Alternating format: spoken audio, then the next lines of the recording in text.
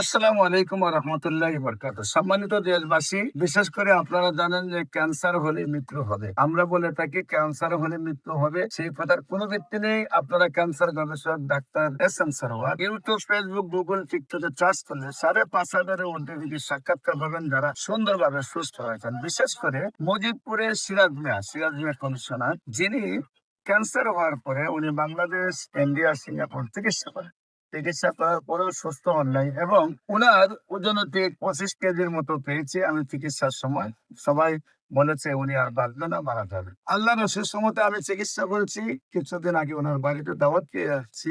উনার ওই যে ওজন এখন ৯০ কেজির মতো এবং উনি বলতে গেলে ৫৫ বয়স। উনাকে দেখলে মনে হয় উনার বয়স ৩০-এর হচ্ছে। আল্লাহর অশেষ রহমতে আপনারা দোয়া করবেন। মজিদ মিয়া সাহেব যেহেতু আজ থেকে আরো ২০ বছর আগে মজিদ মিয়া কমিশনার মজিদপুরে, উনি যেহেতু আজ থেকে আরো ২০ বছর আগে ক্যান্সারে সুস্থ হয়েছেন সুনামগঞ্জ মজিদপুর গ্রামের সিরাজ মিয়া। আল্লাহ ওনাকে সুস্থ করেছেন। দোয়া করবেন আজীবন যেন সুস্থ থাকেন। বিশেষ করে ক্যান্সার, কিডনি, থ্যালাসেমিয়া, এইডস এই ৪টি আপনারা সুস্থ হওয়ার জন্য জনস্বাস্থ্য কর্মীতে যোগাযোগ করবেন এবং যেকোনো প্রয়োজনে স্ক্রিনে দেওয়া নম্বরে যোগাযোগ করবেন। সবাইকে ধন্যবাদ।